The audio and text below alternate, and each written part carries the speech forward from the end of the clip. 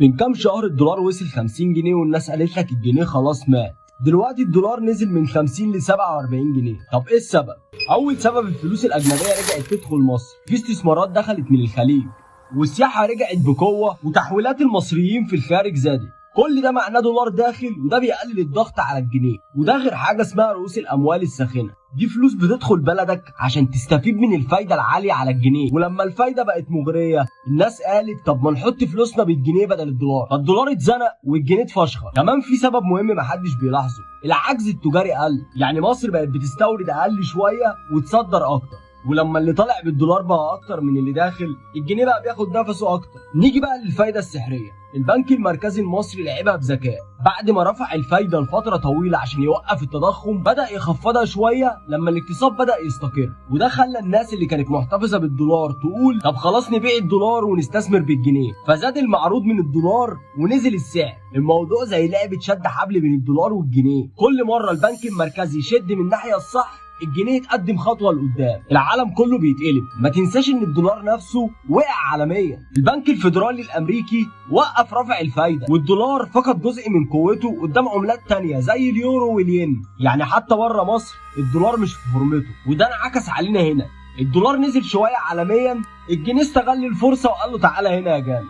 بس استنى، مش دايما كده. هل معنى كده ان الجنيه بقى قوي وهيفضل كده؟ لا طبعا، الاقتصاد ملهوش كتالوج ثابت، ممكن الشهر الجاي يحصل ضغط تاني او يطلع الدولار تاني فوق ال50، وده يعتمد على استقرار الاستثمارات واستمرار تدفق العمله الصعبه. يعني اللي حصل مش معجزه اقتصاديه، هو مجرد توازن مؤقت بين العرض والطلب، او معجزه اقتصاديه. طب ليه امريكا بتتبع فلوس براحتها وباقي العالم مربوط بالذهب؟ من زمان قبل ما يبقى في ورق اصلا الناس كانت بتتعامل بالذهب والفضه لانهم نادرين وقيمتهم ثابته، وبعدين الدول قالت طب ليه نشيل ذهب في الجيب؟ احنا هنعمل ورق يمثل الذهب، فطلعت حاجه اسمها نظام الذهب جولد ستاندرد. يعني كل ورقه مطبوعه لازم يقابلها ذهب في خزنه الدوله. لو الدوله عندها 1000 جرام ذهب تطبع ورق يساوي قيمه ال1000 جرام بس. النظام ده استمر سنين طويله لحد ما امريكا قالت استنوا بقى، في فكره اعظم، اتفاقيه بريتون وودز. بعد الحرب العالميه الثانيه العالم كله كان متدمر الا امريكا، كان عندها اكبر احتياطي ذهب في العالم، فجمعت الدول وقالت لهم بصوا يا جماعه، بدل ما كل دوله تربط عملتها بالذهب اربطوا عملتكم بالدولار الامريكي، وانا اوعدكم ان كل دولار عندي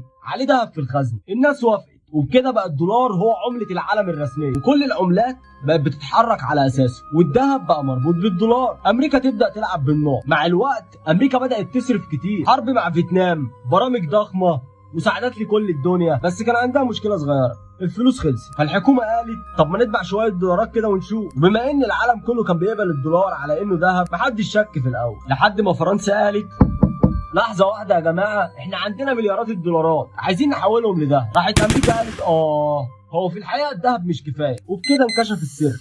امريكا كانت بتطبع دولارات اكتر من الذهب اللي عندها. اللحظه اللي كسرت الدنيا سنه 1971 الرئيس الامريكي ريتشارد نيكسون طلع وقال جملته الشهيره من النهارده امريكا مش هتبدل الدولار بذهب تاني. يعني امريكا خرجت رسميا من نظام الذهب، واللي حصل بعدها العالم كله اتصدم. كل الدول كانت ماسكه دولارات والدولار نفسه ما بقاش ليه تغطيه، لكن بدل ما الدنيا تنهار حصل العكس، لان امريكا كانت اذكى من كده بكتير. صفقه النفط السريه، البترو الدولار. امريكا راحت للسعوديه وعملت اتفاق، انتوا تبيعوا البترول بالدولار بس واحنا نحميكم عسكريا، وده اتنفذ فعلا سنه 1974. وبكده كل دول العالم بقت مضطره تشتري دولار عشان تشتري بترول، فالدولار بقينا محتاجينه كل يوم، وامريكا بقت تطبع اللي هي عايزاه والناس تفضل محتفظه بيه كانه الذهب الجديد، وده اللي اتسمى بعد كده نظام البترو دولار. العالم بقى مربوط بامريكا، والنتيجه ان بقت امريكا هي الدوله الوحيده اللي تقدر تطبع فلوس بدون غطاء ذهبي، لان الغطاء الحقيقي بقى الطلب العالمي على الدولار نفسه.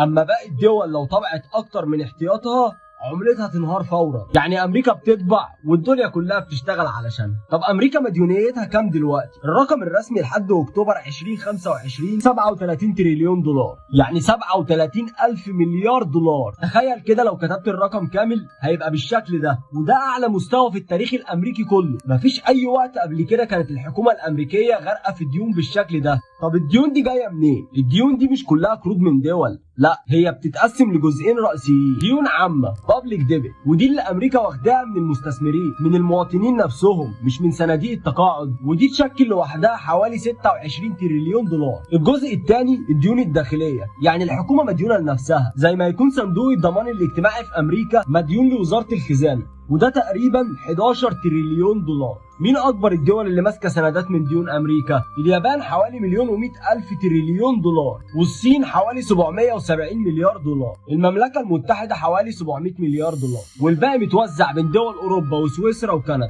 وحتى بعض الدول العربيه عندها جزء صغير من السندات الامريكيه. طب ليه امريكا مش بتخاف من الرقم ده؟ السؤال الذهبي. السبب ببساطه ان امريكا بتطبع الدولار لنفسها، يعني الدين بالدولار، وهي المصدر الوحيد للدولار في العالم، فهي تقدر تسدد اي التزام من خلال طباعه فلوس جديده، بس ده له تبعات طبعا زي التضخم. فالموضوع ببساطه ممكن يكون الدولار بيهزر معانا، وممكن يكون فعلا بيقع.